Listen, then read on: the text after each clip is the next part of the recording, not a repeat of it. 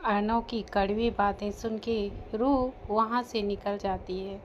उसके लिए और एक पल वहाँ रुकना मुश्किल हो रहा था। वो अपने आंसुओं को कंट्रोल करके वहाँ से बाहर आ जाती है। तब तक निया ने भी कपड़े ले लिए थे। रूह सीधा निया के पास चली जाती है। दोनों ही बहनों का मन उतरा हुआ था। फिर दोनों पेमेंट करके वहाँ से निकल जाती हैं।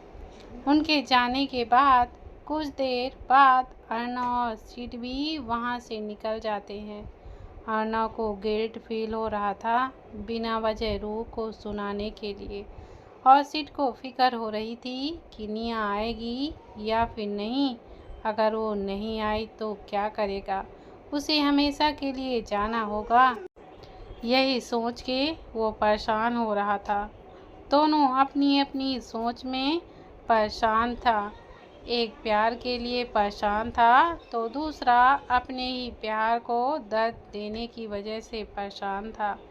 दोनों अपने ही ख्यालों में घर पहुंच जाते हैं। बिना किसी से बात किए वह दोनों अपने अपने रूम में चले जाते हैं। अर्नव आते ही खुद को काम में डुबो लेता है ताकि उसे रूह की याद ना आ जाए, लेकिन हर बीतता पल उसे रूह को याद दिला ही रहा था।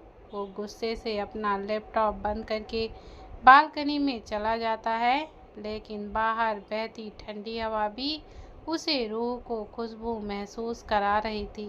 वो दोनों आंखें बंद करके उस खुशबू को महसूस करने लगता है और उसके चेहरे पर बड़ी सी स्माइल आ जाती है। अर्नव काफ़ी देर तक वहीं खड़ा रहता है। कुछ देर में वो एक सर्वेंट की आवाज़ से होश में आता है, जो उसे डिनर के लिए बुलाने आया था। अर्नव फिर से अपने फेस को इमोशनल लेस बनकर डिनर के लिए आ जाता है। सब लोग डाइनिंग टेबल पे आ चुके थे, सिवाय सिड के। वो गायब था, लेकिन ज़्यादा कोई ध्यान नहीं देता क्योंकि सिड और अमन अक्सर पार्टी में बिजी रहते थे, तो किसी ने इतना ध्यान नहीं दिया। कुछ देर में डिनर करके सब लोग अपने अपने रूम में चले जाते हैं। वहीं सिड उसी होटल में आया हुआ था जिसमें निया और बाकी सब रुके हुए थे। उसने आज पूरे टेरेस को डेकोरेट करवाया था निया के लिए। वो आज उसे शादी के लिए प्रपोज करने वाला था। उसके दिल में घबराहट भी हो रही थी। पता नहीं क्यों आज उसे बेचैनी हो रही थी, लेकिन वो खुद की नर्वसमेंट सोच के खुद को शांत करने लगता है। सब रेडी होने के बाद वो निया का वेट करने लगता है। उसने निया को भी मैसेज ड्रॉप कर दिया था। वहीं निया अपने फ़ोन में सिड के मैसेज को बस देखे ही जा रही थी। उसके हाथ में सिड की दी हुई साड़ी ही थी और आंखों में आंसू और ना बयान होने वाला दर्द। निया अपने ही ख्यालों में थी कि उसके रूम का डोर नॉक होता है। निया जल्दी से जाकर साड़ी को छुपा देती है और डोर को ओपन करती है। सामने रूह खड़ी उसे डिनर के लिए लेने आई थी, लेकिन निया तबीयत खराब होने का बहाना बना के मना कर देती है। लेकिन रूह तो रूह है, सबकी रूह में उतर जाती है। वो निया को देख के ही पहचान गई थी कि उसकी बहन रोई है। रूह निया को लेके अंदर आ जाती है और उसे बेड में बिठा के पूछती है, दी, मेरी तबीयत पहले ही खराब है, आपको पता ही है कितने अच्छे से। तो अगर आप नहीं चाहते कि आपकी इकलौती छोटी सी बहन और स्ट्रेस लेके बीमार हो तो प्लीज़ जल्दी से बता दीजिए आप क्यों रोई हैं। निया अपना सिर झुका के बैठ जाती है। रूह उसके हाथ में अपना हाथ रख के उसे एक हौसला देती है। निया अपना फ़ोन रूह के आगे कर देती है। रूह मैसेज पढ़ के चहकते हुए बोलती है, दी, अरे यार जीजू बहुत हैंडसम है, आप चली जाओ, मेरी तरफ से रिश्ता पक्का। आप जल्दी से जाओ और उन्हें हाँ बोलो और उनसे शादी करके एक ट्रक भर के बच्चे पैदा करो और फिर मुझे मौसी बनाओ। निया मुंह फाड़े बस रूही की हरकतों को देख रही थी। यहाँ उसने हाँ करने का भी नहीं सोचा, और इस लड़की ने ये भी डिसाइड कर लिया कि बच्चे कितने होंगे। निया रूह की गतिमान एक्सप्रेस पे रोक लगाते हुए बोलती है, चुप हो जा तू, मैं ऐसा कुछ नहीं करने वाली। मैं उसके पास नहीं जा रही। तुझे अच्छे से पता है कि मुझे प्यार, शादी एंड और इन सब में कोई भी भरोसा नहीं है, इसलिए मैं उसे कोई झूठी उम्मीद नहीं देना चाहती।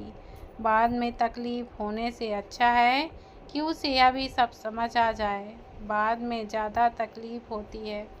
रूह निया को अपनी छोटी आंखें करके घूरती है और उसके सिर पर चपात लगाते हुए बोलती है, अरे मेरी भोली गुड़ की डली, हर इंसान एक जैसा नहीं होता। एक बार उनसे बात करके तो देखिए, एक बार खुद के लिए ना सही, मेरे लिए उनसे बात करके देखिए। मैंने देखा है उस इंसान की आंखों में उसके लिए बहुत ज़्यादा प्यार है आपके लिए। अच्छा ठीक है, अगर आप उनसे प्यार नहीं कर सकती तो कम से कम उन्हें अपनी ना की वजह तो बता दीजिए, शायद वो आपको समझे। एक बार उनसे बात तो करिए, कम से कम उस इंसान को ये तो नहीं लगेगा कि उसमें कोई कमी है। निया को भी रूह की बातों में पॉइंट लगता है। वो एक बार सिड से मिलने का डिसाइड करती है। कुछ ही देर बाद निया रेडी होकर टेरेस की ओर निकल जाती है। वहीं बेचारा सिड अभी तक निया के न आने से देवदास बन गया था। उसे लग रहा था कि उसकी प्यार की नाव में किसी ने छुरा घोंप के चेंज कर दिया हो और वो अब सीधा व्हेल के पेट में ही जाएगा। वो चेयर पे बैठा पानी को बुड़का समझ के बस गट के जा रहा था, लेकिन कुछ देर बाद उसका इंतज़ार ख़त्म होता है जब वो चांद दीदार करने को आता है। निया को देख के सिड की आंखें चमक उठती हैं। वो जल्दी से उठ के निया की ओर भागता है। निया ने उसकी दी हुई साड़ी ही पहनी थी, जिसमें एकदम कातिल हसीना लग रही थी। सिड उसके पास जाके झूमते हुए बोलता है, मुझे पूरा यकीन था कि तुम ज़रूर आओगी। फिर उसका हाथ पकड़ के उसे अंदर ले आता है। निया को उस टेरेस को देख के सिड के लिए बहुत ही ज़्यादा बुरा लग रहा था। सिड उसे सारी चीज़ दिखाने लगता है और लास्ट में उसे सबसे पहले डिनर टेबल के पास ले जाता है। वो पहले निया के लिए चेयर खींचता है और फिर खुद बैठ के उसे अपने हाथों से सर्व करता है। उसने सारा खाना निया की पसंद का ही ऑर्डर किया था। निया को ये सब देख के और भी बहुत ही ज़्यादा बुरा लग रहा था, क्योंकि वो तो यहाँ सिड को मना करने के लिए आई थी। कुछ देर में उनका डिनर हो जाता है। सिड निया से डांस करने के लिए पूछता है। फिर दोनों कुछ देर में एक दूसरे की बाहों में ही डांस करते हैं।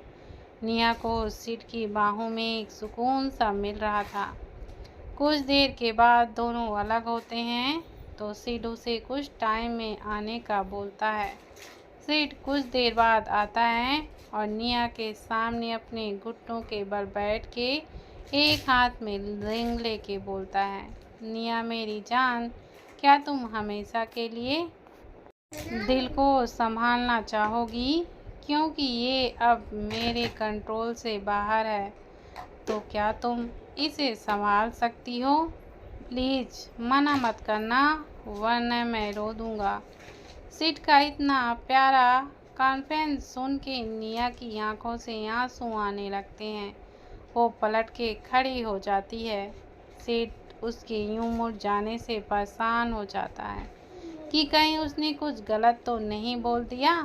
वो निया के सामने जाकर फिकर से पूछता है, जान मैंने कुछ गलत बोल दिया क्या? प्लीज़ मुझे बताओ, ऐसे रोना बंद करो प्लीज़, मुझे बहुत ही ज़्यादा बुरा लग रहा है। निया ना में सिर हिला के उसके सीने से लग जाती है और रोने लगती है।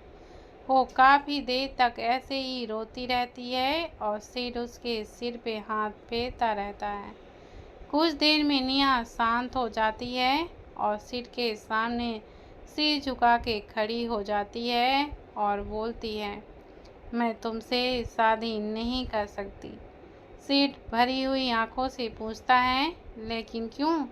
निया कुछ देर ऐसे ही खड़ी रहती है और फिर एक लंबी सांस लेके बोलती है, मेरी माँ ने अपने ही ऑफिस में काम करने वाले एक इंसान के साथ सिर्फ और सिर्फ टाइम पास के लिए प्यार का नाटक किया और उसमें वो प्रेग्नेंट हो गई। फिर पता नहीं क्या हुआ, कैसे हुआ, उनकी मेरे डैड से शादी भी हो गई, लेकिन मेरे जन्म के कुछ टाइम बाद ही वो दोनों मुझे छोड़ के चले गए, क्योंकि उन्हें अपनी आज़ादी बहुत ही प्यारी थी। उनके जाने के बाद डैड भी चले गए और मैं अनाथ हो गई और तब से लेके आज तक वो कभी लौट के भी नहीं आए। अब तुम ही बताओ, कैसे भरोसा करूं मैं प्यार पे? निया अपनी बात ख़त्म करके एक बार फिर फूट फूट के रोने लगती है। सिड मुस्कुराते हुए शांत कराता है और फिर बोलता है, मेरी जान, तुम प्यार पे ना सही, अपने प्यार पे भरोसा करो।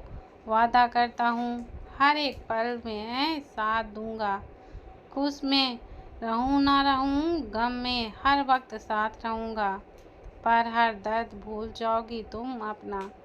निया को सिड की बातें सुन के और भी ज़्यादा रोना आ रहा था। वो सिड को कस के गले लगा लेती है और सिड भी उसे अपने अंदर छुपा लेता है। निया और सिड काफ़ी देर तक एक दूसरे की बाहों में सिमटे सुकून को महसूस करते रहते हैं। वो दोनों यहाँ अपनी दुनिया में खोए हुए थे, वहाँ कोई और था जिसको उनकी दुनिया को देख के आग लग रही थी। ये और कोई नहीं बल्कि राम ही था। उसने निया को टेरेस पे आते देख लिया था। वो भी उस गेटअप पे देख के उसे सड़े हुए दिमाग में फ्यूज ट्यूबलाइट जली पड़ती है और वो निया के पीछे आ जाता है। उसने निया और सिड की सारी बातें सुनी थी और उनकी बातें सुन के ही उसके दिमाग में एक तूफानी आइडिया जन्म ले चुका था। वो एक डेविल स्माइल करते हुए वहाँ से निकल जाता है। कुछ देर में निया भी सिड को घर जाने का बोल के अपने रूम में वापस आ जाती है। उसके चेहरे पे अलग ही नोट दिखाई दे रहा था। वो खुद में ही गुनगुनाती अपने बेड पे आ जाती है और एक पिलो को सिड बना के उसको कस के हक करके वह सो जाती है। नेक्स्ट मॉर्निंग रिवान के पास उसके असिस्टेंट का कॉल आता है और वह उसे बताता है कि उसने नया घर खरीद लिया है और वो लोग आज ही शिफ्ट हो सकते हैं। रिवान बात सुन के कॉल को कट कर देता है। कुछ देर में सब लोग रेडी होके नए घर के लिए निकल जाते हैं। कुछ देर में उनकी कार एक पास इलाके में रुकती है। घर की लोकेशन देख के निया, रू और अरुण के फेस पे परेशानी आ जाती है, क्योंकि ये घर उसी जगह पे था जहां अर्नव का घर था। तीनों एक दूसरे की शक्ल देखते हैं पर कुछ कहते नहीं हैं और चुपचाप अंदर चले जाते हैं। घर काफ़ी अच्छा था। सब लोग एक एक रूम ले लेते हैं और फिर फ्रेश होने के लिए चले जाते हैं, क्योंकि सब लोग ऐसे ही उठ के होटल से सीधा आ गए थे। थोड़ी देर में सब लोग रेडी होकर आते हैं और नाश्ते के लिए आ जाते हैं। सब लोग चुपचाप नाश्ता कर रहे थे। किरू चुप्पी को तोड़ते हुए निकिता की ओर देख के बोलती है, मैं सोच रही थी कि मैं कहीं पर जॉब कर लेती हूँ। हम ज़्यादा दिन तक ऐसे नहीं रह सकते। निकिता रिवान की ओर देखती रहती है। रिवान उसका इशारा समझ के बोलता है, बेटा, अगर तुम काम करना ही चाहती हो तो मेरी ही कंपनी में जॉब क्यों नहीं कर लेती? वो दरअसल क्या है ना कि अब मेरी उम्र हो रही है, मैं इतना काम संभाल नहीं पाता और ऐसे ही किसी इंसान पे भरोसा भी तो नहीं कर सकता। अगर तुम्हें ठीक लगे तो तुम मेरी कंपनी में जॉब कर लो। रूह कुछ देर उनकी बात के बारे में सोचती रहती है। निकिता रिवान का सपोर्ट करते हुए बोलती है, बेटा अंकल सही बोल रहे हैं, तुम वहाँ काम करोगी तो हमें भी तुम्हारी सेफ्टी की फिक्र नहीं होगी। रूह भी आगे कुछ नहीं बोलती और हाँ बोल देती है। रिवान खुशी से चेयर से उठ के बोलता है, तो बेटा चलें। रूह भी मुस्कुराते हुए हाँ बोल देती है। कुछ ही देर में उनकी कार जैसे ही घर से बाहर निकलती है, उसी वक्त अर्नव की कार भी उसके घर से बाहर आती है। दोनों को ही एक अजीब सा एहसास होता है, कुछ जाना पहचाना। लेकिन कार के शीशे ब्लैक कलर के ही थे, इसलिए दोनों को ही कुछ भी दिखाई नहीं देता। उसके पास पता नहीं उसके घर वाले उसको कैसे झेलते हैं, झेलते कहाँ मारते हैं। ऐसे तो लेडी डॉन बनी फिरती है और उस बेवकूफ़ को आज तक ये भी नहीं पता चला कि वो चालबाज औरत उसकी माँ नहीं है। इतने सालों में अपनी माँ का पता भी नहीं कर पाई और अब अपने बाप के साथ रहकर भी उसको पहचान भी नहीं पा रही। कुछ देर में ही दोनों के रास्ते अलग अलग हो जाते हैं और नाव अपनी मंजिल की ओर मुड़ जाता है। रूह अपने रास्ते चली जाती है। पता नहीं कभी दोनों के रास्ते मिलेंगे भी या फिर नहीं, वो तो आगे पता चलेगा। हम चलते हैं आगे। रूह और रिवान की कार कुछ देर में उनके ऑफिस पहुंच जाती है। रिवान रूह को अंदर लेके जाता है और वह उसे सबसे मिलवाता है। वो रूह को कंपनी का मैनेजिंग डायरेक्टर अनाउंस करता है। रूह ये देख के हैरान थी कि एक अजनबी उसके लिए ये सब कुछ क्यों कर रहा है, वो भी ऐसे ही बिना किसी रिश्ते के। वो रिवान से बात करने की कोशिश करती है, लेकिन रिवान उसे जानबूझकर इग्नोर कर रहा था। रूह भी कुछ देर में अपने काम में बिजी हो जाती है और उसे वक्त भी नहीं मिलता। रिवान उसे काम करता हिडन कैमरा से देख रहा था। उसे बहुत ज़्यादा खुशी हो रही थी अपनी बेटी को देख के। रिवान का असिस्टेंट कुछ देर में उसके केबिन में आता है और उसके सामने कुछ पेपर रख के बोलता है, सर जैसा आपने कहा था वैसे ही पेपर रेडी करवा दिए हैं मैंने, आप चेक कर लीजिए। रिवान पेपर चेक कर लेता है और उन पे साइन करके बोलता है, अब से रूह के पास कंपनी की पावर ऑफ अटर्नी होगी, वो चाहे वो चेंज कर सकती है। आज अपनी बेटी को यहाँ देख के मुझे कितनी ज़्यादा खुशी हो रही है, वो कोई सोच भी नहीं सकता। असिस्टेंट भी आज रिवान को खुश देख के खुश था, क्योंकि उसने आज किसी का सिर नहीं खाया। बेचारे एम्प्लॉयज़ सारे सेफ थे। पूरा दिन ऐसे ही गुजर जाता है, लेकिन रूह को रिवान से बात करने का मौका ही नहीं मिलता। आज पूरे 15 दिन गुजर चुके थे। इस बीच रूह और अर्नव की एक भी मुलाकात नहीं हुई थी। दोनों को ही एक दूसरे का एहसास तो था, लेकिन सामने नहीं मिलना हो रहा था। रूह ने खुद को काम में पूरी तरह से डुबो लिया था। उसे और किसी चीज़ का होश भी नहीं था। ईमान अपनी बेटी को अपनी कंपनी संभालते देखकर बहुत खुश हो रहा था। अब उसे इस बात की टेंशन नहीं थी कि उसके बाद कौन होगा उसका वारिस। आज भी रिवान खुशी से ऑफिस जाता है, क्योंकि रूह ने सब कुछ संभाल लिया था और अब वो बिल्कुल बेफिक्र हो चुका था। आज रूह जल्दी ही ऑफिस के लिए निकल गई थी, क्योंकि उसकी एक बहुत ही ज़रूरी मीटिंग थी। रूह काम को लेकर बहुत ही ज़्यादा सीरियस थी। उसे किसी भी तरह की कोई भी लापरवाही बिल्कुल भी पसंद नहीं थी और आज उसी पेशेंस का इम्तिहान लिया जा रहा था, क्योंकि अर्नव ने जो नुकसान उसकी कंपनी का किया था उससे पार पाना इतना आसान नहीं था और अभी हाल में ही उन्हें एक बहुत ही बड़ा प्रोजेक्ट मिलने वाला था और उसी काम पे एम्प्लॉय लापरवाही कर रहे थे। रूह ने सबकी खटिया खड़ी करके रखी थी। अरुण ने भी इसी कंपनी में ज्वाइन कर लिया था और वो रूह को असिस्ट करता था। बेचारे सभी एम्प्लॉय की हालत ख़राब हो रही थी क्योंकि रूह बिल्कुल एक एरोगेट रूड बॉस की तरह ही बिहेव कर रही थी और नौबत ये भी आ गई थी कि उसे इस प्रोजेक्ट के लिए दिल्ली भी जाना पड़ेगा। वो भी आज 2-3 एम्प्लॉय को काम से निकाल के वो अपने केबिन में आ जाती है। कुछ देर चुप रहने के बाद वो अरुण को ऑर्डर देती है, मेरी दिल्ली जाने का इंतज़ाम करिए भाई, मैं आज ही वहाँ जाऊँगी। हमारी कंपनी के लिए सिर्फ ये प्रोजेक्ट ही एक आखिरी उम्मीद है, मैं इसे अपने हाथों से बिल्कुल भी नहीं जाने दूँगी। अरुण जल्दी से सिर हिला के वहाँ से निकल जाता है। दीवान को भी इस बात की खबर थी। वो खुद जाके रूह को अपने प्राइवेट जेट से दिल्ली जाने को बोलता है। रूह मना कर देती है, लेकिन दीवान के फोर्स करने पे वो जाने के लिए रेडी हो जाती है।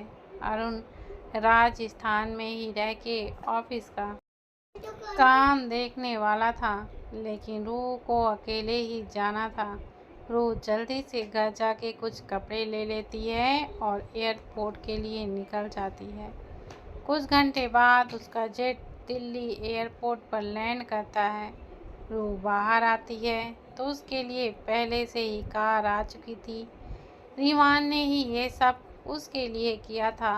रूह को ये सब कुछ अजीब तो लग रहा था, लेकिन अभी उसे प्रोजेक्ट पे फोकस करना था। वो चुपचाप सी कार में बैठ जाती है। दीवान ने रूह की सिक्योरिटी के लिए गार्ड भी अरेंज कर दिए थे। इससे रूह के दिल और दिमाग में एक जंग सी छिड़ी हुई थी। उसने खुद से वादा कर लिया था कि वो वापस जाते ही पहले दीवान से इस बारे में बात ज़रूर करेगी। कुछ देर बाद उसकी कार एक विला के बाहर रुकती है और ड्राइवर उसके लिए डोर ओपन करता है। ये विला भी दीवान का ही था।